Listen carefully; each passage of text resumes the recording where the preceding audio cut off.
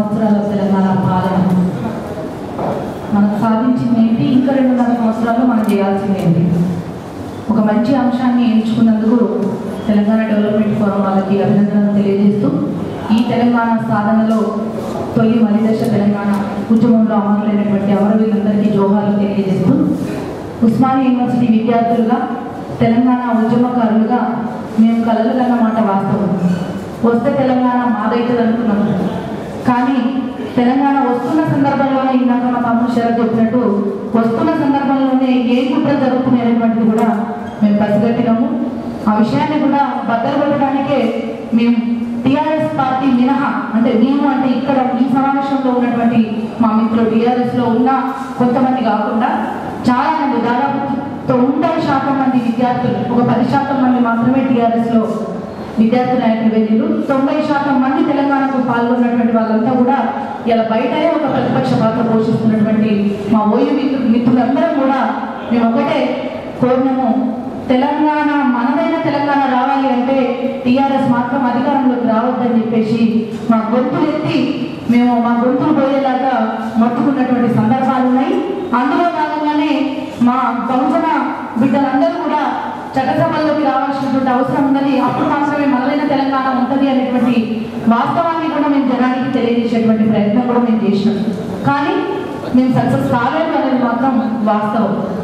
ఇవాళ మనం చర్చించుకుంటున్న అంశాలు ఈ 2.5 సంవత్సరాలు. నిజంగానే తెలంగాణ వస్తే కేజీ టు పీజీ ఉచిత విద్య అని చెప్పేసి చెప్పడం జరిగింది, దళితులు ముఖ్యమంత్రి అని చెప్పడం జరిగింది, రైతులకు రుణాల మాఫీ అని చెప్పడం జరిగింది, 24 hours కరెంట్ అని చెప్పడం జరిగింది, 3 ఎకరాల జాగా అని చెప్పడం జరిగింది, డబుల్ బెడ్రూమ్ ఇల్లు అని చెప్పడం జరిగింది. ఈ అన్నింటి వెనుక ఒక్కటే కుట్ర, తెలంగాణ సమాజం అంతా కూడా ఈ యొక్క హామీలకి పడిపోతారు, ఖచ్చితంగా నాకు ఓట్లేస్తారు, నేను గెలుస్తా, గద్దెనెక్తా, నా లక్ష్యం నెరవేరుతుంది, ఆ తర్వాత ఈ హామీలతో మనకు వచ్చింది ఏంటి అనేటువంటిది కేసీఆర్ పడినటువంటి కుట్రలో భాగమే ఉంది.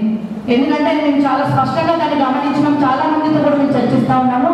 కేసీఆర్ ఇచ్చినటువంటి హామీలు ఈ 5 సంవత్సరాల కోసం ఇచ్చినటువంటి హామీలు కాదు, ఇంకా ముందు కూడా తర్వాత కూడా నేనే ముఖ్యమంత్రి అయినా అనేటువంటి ఒక స్పృహని జనంలోకి ఫీడింగ్ చేసే విధంగా ఇచ్చినటువంటి హామీలు కూడా అందులో ఉన్నాయి. దానికి ప్రధాన నిదర్శనం 3 ఎకరాల జాగా, డబుల్ బెడ్రూమ్ ఇల్లు.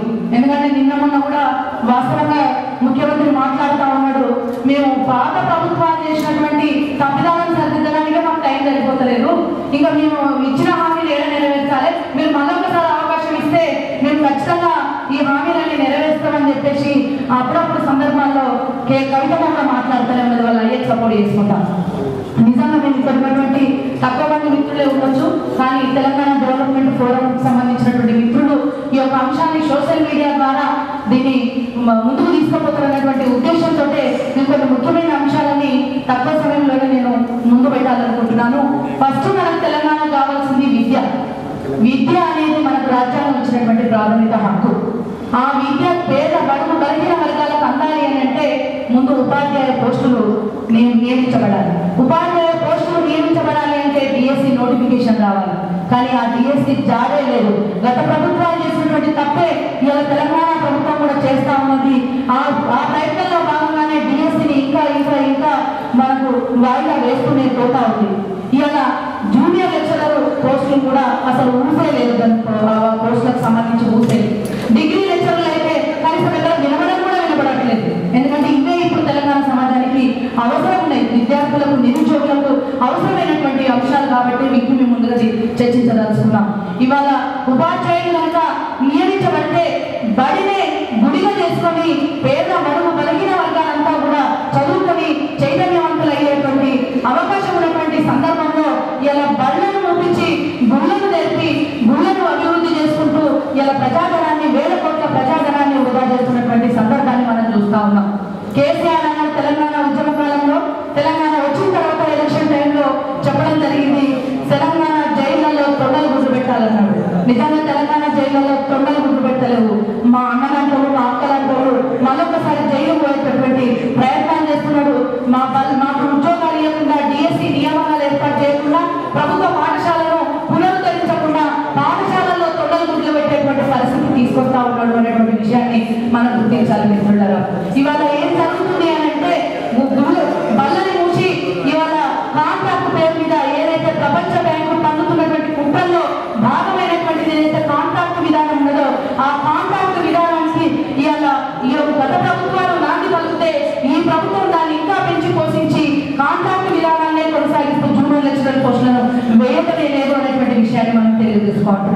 ఈ ఒక్కటే కాదు, చాలా ఆఫీసులలో కూడా కాంట్రాక్ట్ బేస్ మీదగానే దాదాపు ఒక 20 సంవత్సరాలుగా మనకు కాంట్రాక్ట్ బేస్ మీదనే ఉద్యోగాలు జరుగుతూ ఉన్నాయి.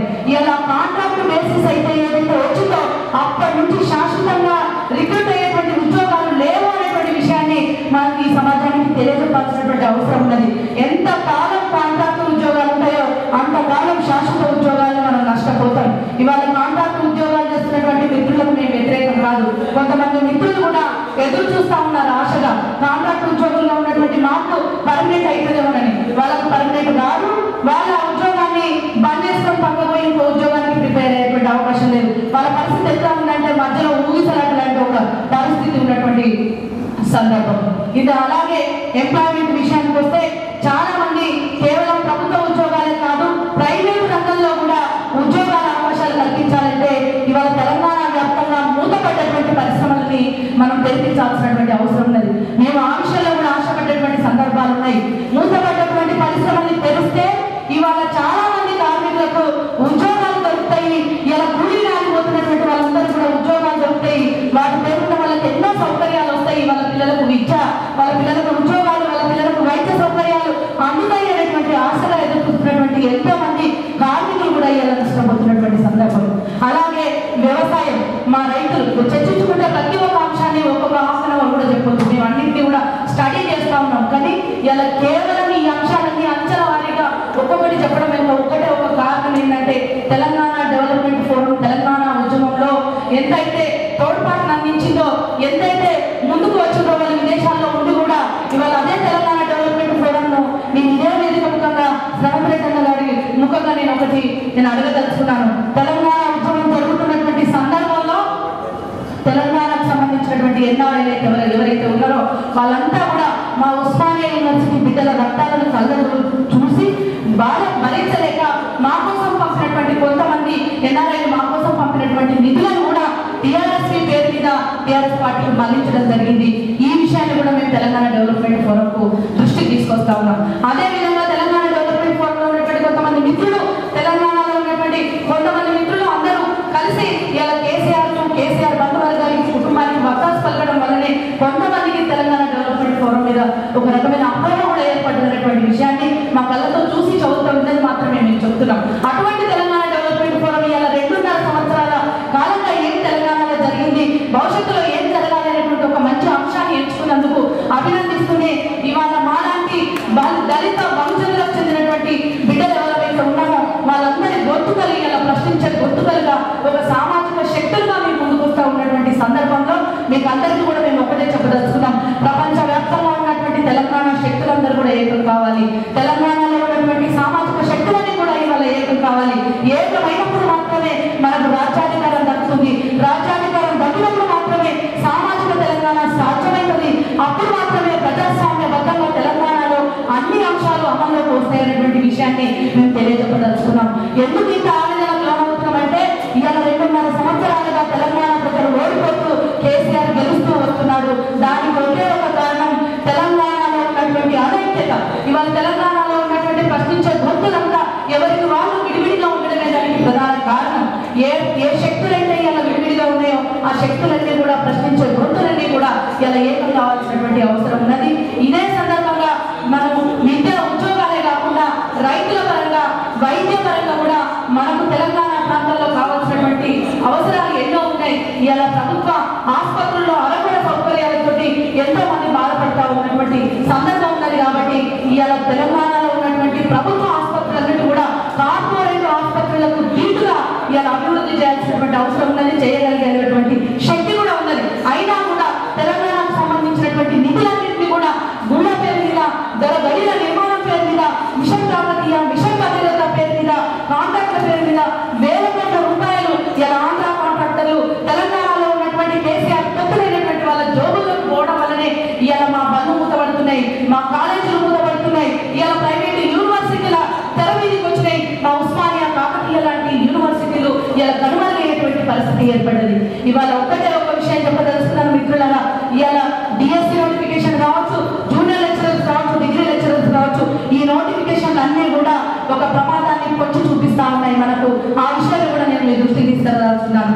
ఎన్నికల స్టంట్గా ఈ నోటిఫికేషన్లు వేయడానికి కేసీఆర్ కుట్ర పన్నుతున్నాడు అనేటువంటి విషయాన్ని నేను ఈ వేదిక ముందు చెప్పదలుచుకున్నాను. ఎందుకు అంటే ఎన్నికల స్పందన కనుక ఈ యొక్క నోటిఫికేషన్లు వేస్తే చాలా మంది నిరుద్యోగులు ఇలా 4 గోడలకు పరిమితమైపోయి వాళ్ళు చదువుకుంటారు, చైతన్య రైతులుగా ఉంటారు. ఇలా మళ్ళా నేను ఈ నోటిఫికేషన్ల పేరు చెప్పి మళ్ళా బయటకు వచ్చి నేను ఓట్లు దండుకోవచ్చు అనేటువంటి ఒక కుట్ర కేసీఆర్ చేస్తా ఉన్నాడు. ఈ కుట్రలన్నింటినీ భగ్నం చేయాల్సినటువంటి అవసరం ఉన్నది.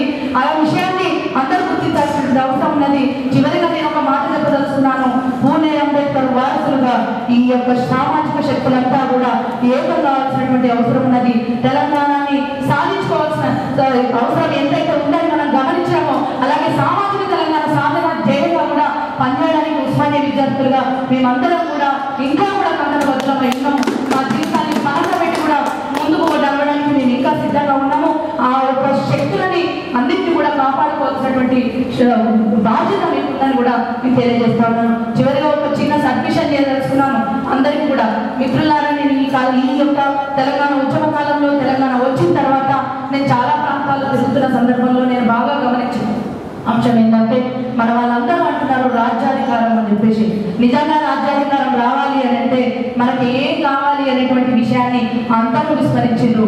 సామాన్య ప్రజలందరి దృష్టిలో ఒక్కటి మాత్రం బలంగా నాటుకుపోయింది. ఓ ఇన్నోవా కార్ వేసుకోనో, లేకపోతే ఓ పెద్ద స్కార్పియో కార్ వేసుకోనో, లేకపోతే ఓ పెద్ద ఏదైనా ఒక పెద్ద కార్ వేసుకోనో, చేతికి 4 ఉంగరాలు పెట్టుకోనో, కద్దరు బట్టలు వేసుకోనో, ఇవాళ జనంలోకి వస్తేనే వాళ్ళు నిజమైన లీడర్లు, వాళ్ళకు మాత్రమే మనం ఓట్లు వేయాలి అనేటువంటి భ్రమంలో సామాన్య జనం ఉన్నారు. ఆ సామాన్య జనాన్ని మేలుకొల్పాలి. ఇందాక మా తమ్ముడు చెప్పినట్టుగా ఓటు యొక్క విలువను తెలియజెప్పాలి. బ్యాలెట్ మ్యాజిక్ ఏందో తెలుసుకోవాలి. ఓటు విలువను తెలియజెప్పి మన తెలంగాణ సమాజాన్ని కనుక చైతన్యవంతం చేయగలిగితే, ఆ దిశగా మా విమలక లాంటి వాళ్ళ గొంతులు కనుక పనిచేస్తే మన దళిత బహుజన బిడ్డలందరికీ కూడా రాజ్యాధికారం తప్పకుండా వస్తుంది. ఆ దిశగా పోవడానికి మాలాంటి పేద విద్యార్థులకు, మాలాంటి పేద యువతి యువకులకు ఇట్లాంటి మిత్రులంతా కూడా అండగా నిలబడాలని చెప్పేసి కోరుకుంటూ నేను కొంచెం ఎక్కువ సమయమే తీసుకున్నాను, దానికి క్షమించాలని తెలియజేసుకుంటూ నాకు ఈ అవకాశం ఇచ్చినందుకు ధన్యవాదాలు తెలియజేస్తున్నాను.